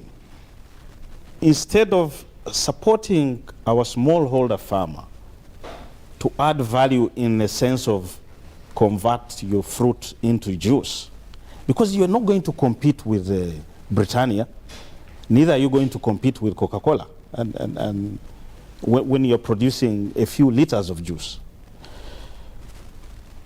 We need to facilitate this smallholder farmer, increase the productivity, increase yields, be able to manage their risks better, mitigate them better, so that they are able to produce a heck lot more on their small land, and it makes business sense. And then at the same time, now we need to create the other category of people that are actually going to take what has been produced and now convert that into value-added products that are eventually sold to sophisticated markets. We need to get to that level of structuring of our agriculture and agro-processing industry. We cannot have a small farmer doing everything. Because when will you better, if the Israeli farmers in their kibbutz are actually smallholder farmers, Israeli is one of the leading exporters of fresh fruits and vegetables. From a desert. And this is a desert country. And the farmers in the kibbutz are running 3, 4, 5 acre farms. They are applying a lot of technology. They are applying fertilizers. They are applying, I mean, the Israeli Frisian cattle, Holstein, is bred to actually withstand the heat in the desert. Yes, they do fanning, but it is actually bred to be able to withstand that and yet produce high amounts of milk. So we need to come to that level where we actually facilitate our smallholder farmers to increase their productivity and production. They're going to need technology, they're going to need better seeds or better breeds of animals or better breeds of crops. They're going to need mechanization. And they're going to need skills and competences to manage their risks better. And so then they can be able to access financial credit with a little bit of certainty. And then let's have now the off-takers doing the processing and selling. And you've given us that, but you have innovations you're doing. Let's get to those. So and I'm glad you started with the small yes. innovations that they can be able to take advantage of. So this is what this is exactly what I would like to get to. So this small farmer who is growing maize, sorghum or millet, instead of us trying to get him to mill the millet or the sorghum or the maize into flour, we need to potentiate this farmer to be able to, one, dry and store their grain better so that they can be able to sell when the price has gone up. Because agricultural produce is a natural cycle. There will be times of high prices and times of low prices. When we're harvesting, the prices slump down. Somewhere 2-3 months later, the prices go up. And you'll at times find the same farmers being forced to buy what they sold at twice the price. Yes. So we need to facilitate this farmer, dry their grain better, store it better, and be able to sell it when the price is high. What does that mean? That also means we have to manage the other part of the pain. The other part of the pain is financial pressure. The children need to go to school, they need school fees, there are hospital bills, there's dressing bills, and also those kinds of bills. So they need to, somebody mentioned enterprise selection. So you know, this is my crop from which I get my better income. This is the other source of income that helps me go from one crop to another. So if you're harvesting twice, that crop is being harvested twice a year. That means in the 6 months you have to be getting your income from somewhere else. And that needs to be something that gives you income almost monthly or at least quarterly. You know you'll be able to meet your school fees and other demands from that. And then when this comes, you are able to harvest and sell when the prices are high and get your biggest return from that. So drying better, storing better. Something as simple as, you know, when we go buying beans, we have to take them home and then have to sort the stones out, sort the shriveled grains out, sort all sorts of foreign matter out. I think a small farmer can actually be potentiated to actually do that, clean the grain, very simple packaging methods, and have this. If they are in a cooperative, even the better. They're able to handle bigger quantities and be able to actually deal with bigger deals. Okay. Yes. Thank you very much. Professor Sarah, something you mentioned about the young people today and them really going, maybe being keyboard activists there. But how do we make the agricultural sector attractive? And how do we, they might not have the capital intensive that we're talking about here, but how do we make it attractive? And where do they fall in this whole supply chain? Where can they take advantage? Yes, thank you very much. I think there are There are a number of things they can take advantage of, but you know you have to deal with what Professor Byaruhanga said. How do you handle the pain as they wait? Because one thing he said is agriculture is not for the faint-hearted. So it requires a lot of patience. Yes. The smallest crop in the agriculture cycle is around 3 months. Those are around beans. Our young people want to jump onto a border and harvest 2,000 shillings within the first instant. Yes. So there is a demographic shift. People are not there anymore. There's also evidence which came out long ago when we were still reading about the white farmers in Zimbabwe. 4 years of education are enough to push that generation off the land. So maybe we are actually planning for the wrong type of group. Exactly. We should not assume that because we are an agricultural country, it's our backbone, everyone is going to be an agriculturalist. As a country, we have promoted UP, universal primary education. It doesn't matter the quality. 4 years of schooling are enough to push that population off the land. So I think as the National Planning Authority, we should be saying, okay, so since we are going to be here with UP and USE, it is not wise for us to imagine that those people are going to return to the land. The people who are going to return to the land are the people who are here.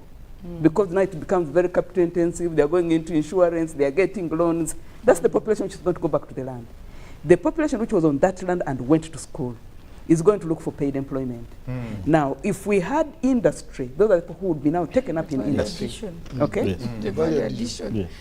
So if you have the industrial parks work and the industries grow, now those people will be laboring in the industries. So we shouldn't actually blame them that they have refused digging. That's a natural cycle of the demographic transition. So that is one. But then what else can we do other than lamenting? There's something Honorable and Doctor said earlier around what are universities doing. Universities actually have tried to do enough. There is something called the Consortium for Enhancing University Responsiveness to Agribusiness Development, CURAD. And when this was set up by Makerere, but in addition, in partnership with other people like the coffee dealers, private sector, and the rest, it was to say, how do we capture these things and enable them to grow? I think the initial funding was by Danida. We need to know what funding they now have and how much more they are doing. So universities have tried to be responsive. He talked about the group they are forming. So there are a lot of these things. What is really lacking to move that knowledge from the labs where these people sit to the next is uptake. Now, uptake and roll-up is a very big venture. Now, that's where you need the government. In countries which are developed, that's where you'd need a factory or industry to take up. I think you've had in universities what are called research chairs. Research chairs come because an industry has realized there's a gap in their production line, and they finance the university to do that. So maybe the example I can give, there's an example of where that has happened in Uganda. The Makerere researchers develop a car, the electric car. It starts as a small green car. Government picks interest after we lost the first research team to Japanese and to Italian car dealers. So the president says, no, this time I'm keeping them here. So UDC, Uganda Development Corporation, takes up that. And you can see what uptake has done to that project. We are now into buses. I don't know what else we are going to do. And there is a plant in Jinja. There's a plant coming up in Nakasongola. There are jobs being created. There are people who are making seats. So there's a lot of offshoots around that. So now, what happens now, if there's a gap in the car that was developed, that knowledge, that information goes back to the universities to perfect that kind of process. So industries grow, universities grow. But other than that, there hasn't been much uptake. There is a low-hanging fruit we can easily do uptake. That is, from Hisam College, there is fertilizer. As a country, we continue to import fertilizer from the Netherlands, okay? But this same unit makes fertilizer. But because they're a teaching unit, they cannot go into mass production. That's, again, where you need affirmative action for government to say, okay, agriculture is the backbone of the country. Where are the fertilizers these people are making? So can we develop something to uptake and begin production? If there's any gap, send back the signals, and then they improve the production. Maybe we shall get fertilizer at a cheaper rate, and then maybe everybody has. And when there's increase in production, probably then the industries will take up, and these people who are leaving the land, the younger people you're talking about, will then find work in the factories. But what is happening now is everything is being reduced to everybody has a role to do, when not people are not even aware what their role is. So everybody wants to be a producer, everybody wants to be a processor, everybody wants to be a marketer, everybody wants to be the one packing, because everyone's trying to reduce losses, okay, and to expand profits. But the challenge with that is that will not deal with the externalities. When he was talking about the armyworm, and all other things, if you've been in farming, you realize it's one sector which is prone to externalities. You cannot leave it to everybody, because if one farmer makes a mistake and the butterflies and whatever move, that's why like in the countries like the UK, people will fight against the other farmer doing GM. Because through pollination, the GM things will be moved to their farmer, yet they want to brand as organic. So it's that kind of sector that because you have fenced, it will not stop a disease coming in. So that's why you need oversight of a higher level. And maybe this is where it's good we have two honorables here. This is the time where when you come to Makerere or to any other university, let us stop just being wowed with what has been displayed. I think we should be intrigued and interested in ensuring that there's uptake from what we've seen in the Freedom Square, or from what we've seen in Busitama, from Soroti, to say how then do we uptake that? We've done so well with the car. What can we do from the agriculture sector? I think in food science, people have these very big trucks which do a lot of juicing. They go around the country doing juice. So it has shown that there's capacity. Can that be uptaken? If government cannot do it, which particular private sector developer can we interest and give incentive to say, we are giving you incentives as long as you're going to do, of course, we already have the mango factory in Kapeka, but what else, according to enterprise development from you are on the agriculture committee, what can we develop there? Maybe Kachwekan is doing Irish potatoes. What do we want to do in Kavali around that?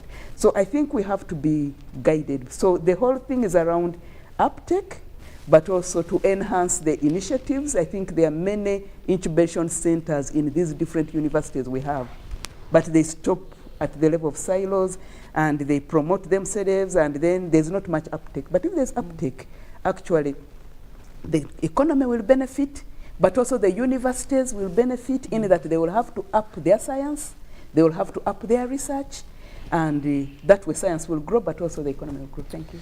Thank you.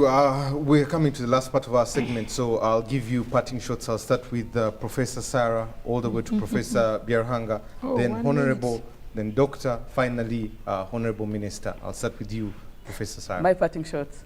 Yeah, thank you very much. I think agriculture is what we are stuck with now.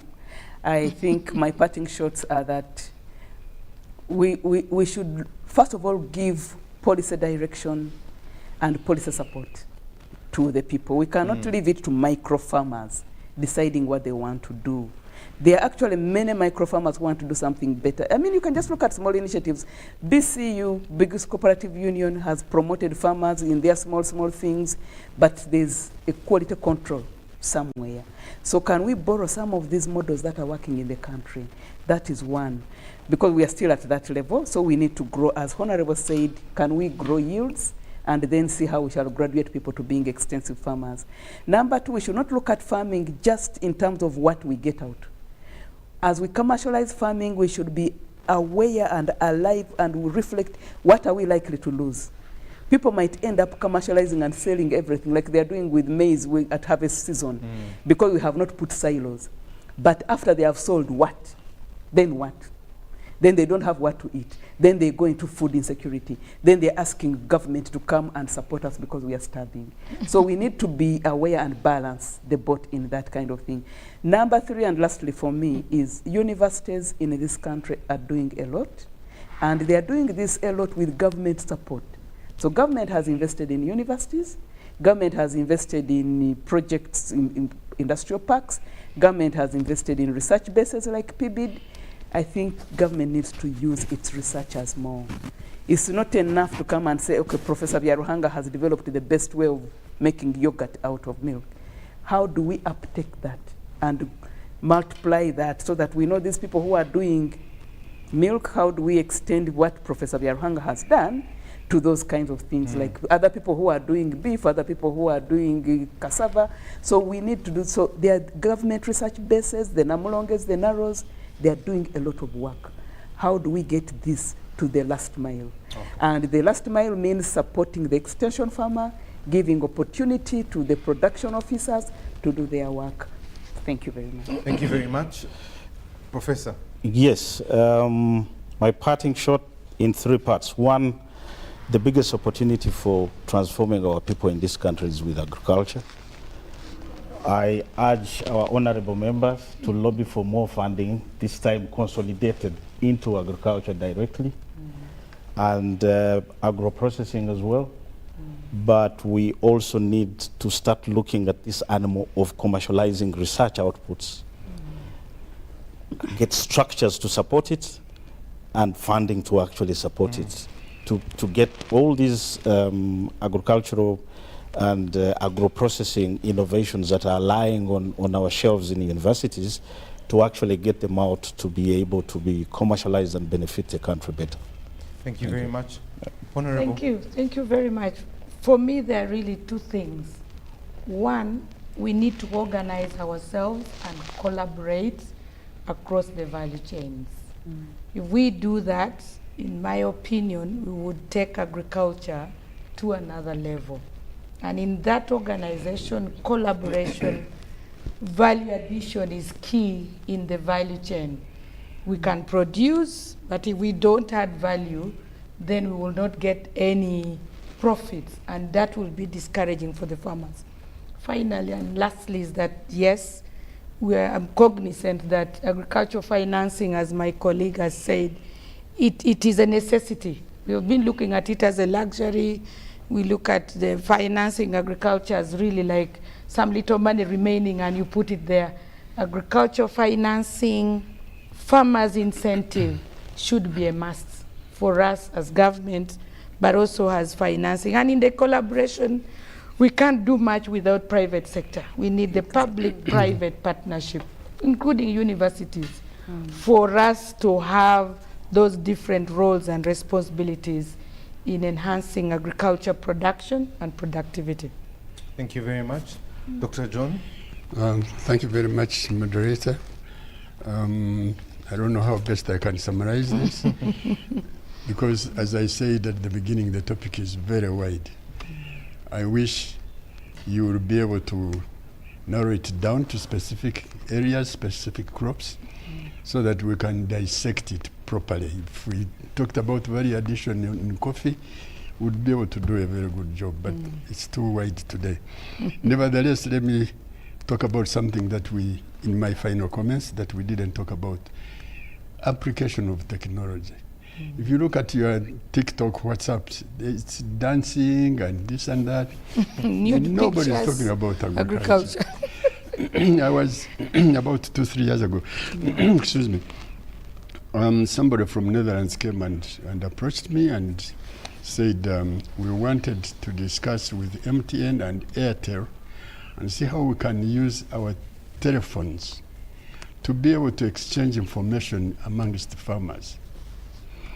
And MTN was willing to give a number of MBs to farmers so that they would be able to exchange information. And in that particular respect, we are talking of crop diseases and crop pests. Because if you do not exchange information very quickly, you'll find your crop gone. So we need to use technology, and we have not talked about it. And yet technology is now overriding an application that is you cannot avoid. So why aren't we using it? Why must people end up pouring milk on the road because they can't find a market? And yet, you know, if Timothy found them pouring, he would have been able to call Honorable. Honorable would have sent a vehicle very quickly and they rescued. So let's use technology, and Honorable Minister, your ICT. So please. National guidance. My neighbor. Your neighbor is a solution to that. Thank you very much, moderator. Yes. Thank you very much. Lastly, Honorable Minister. Thank you very much, Timothy. First of all, I would like to thank you for bringing very knowledgeable and friendly senior citizens. Today, the city has not been a hot one. Someone asked about areas which have no electricity. How are they going to irrigate? You can use solar pumps. And in our country, most of the irrigation schemes are using gravity flow. We don't need to pump water, for instance. In my place, Mubuku irrigation scheme, which is one of the biggest, it's using gravity flow. Actually, one time the Chinese went there. I went there with Chinese recently. They saw as if we are wasting water because we are not doing much. But all in all, one thing, universities. Most of the countries which have developed, they have effectively used their universities for research. And after producing different technologies and systems, government puts in money for uptake and commercializing the research. One such a country which I just visited recently is South Korea. And I was there with the Deputy Vice Chancellor of Makerere. And you see what universities have done, and they don't even hire experts from consultants. The universities are doing very well, and I think we should utilize these universities. Like Busitema is producing a lot of equipment that we can use in agriculture. Makerere, just as Professor Sarah has said, look at the bus. We have a bus now, and if we can really commercialize all this, we shall move forward. Then, yes, government has not invested a lot in agriculture, that Maputo 10%. But I think we are first concentrating on energy and infrastructure. Because just as you have all accepted, there is need for value addition. And value addition would need the energy. Then after you have produced, how do the products reach the market? But now that one, I think we have covered the big part. Now we can now invest in agriculture. All this 1.7 billion is in agriculture, but even PDM money, it is also what? Agriculture. It is also agriculture. But we also need to change people's mindset.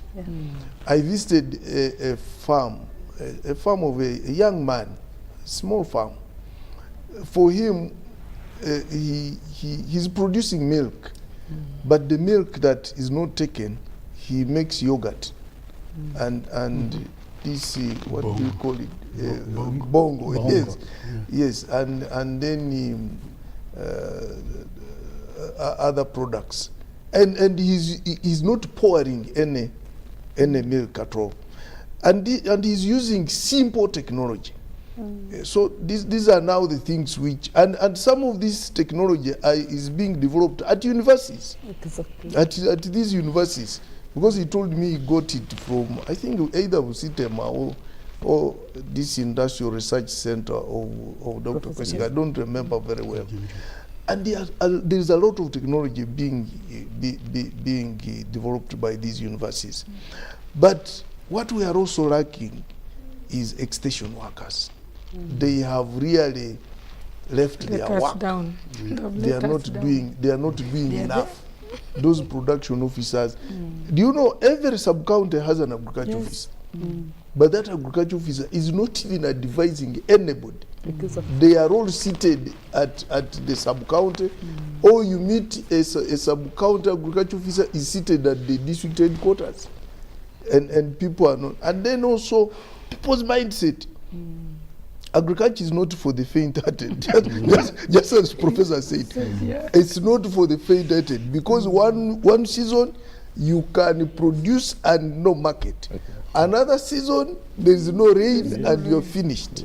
So even banks are not really financing a lot. These days, Centenary Bank, which I'm familiar with, they assure the what? The loans, because they are not sure.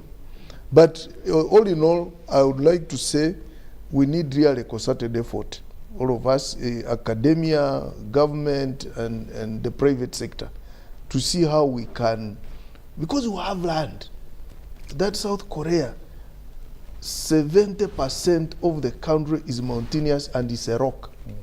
But all those rocks have become a forest.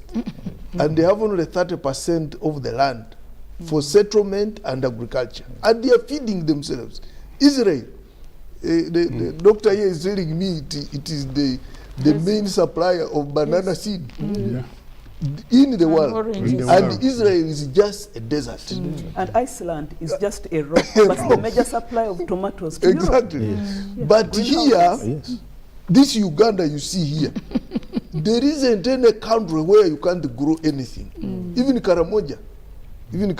Kenya here. Kenya is a very, very rain-stressed country. But you can see. But also one thing I've liked, I think the doctor here has demystified the value addition. Washing the cabbages. I couldn't believe. I have never actually thought about washing the cabbage. Yes, and packing it well. Value you can see added. washing a mango.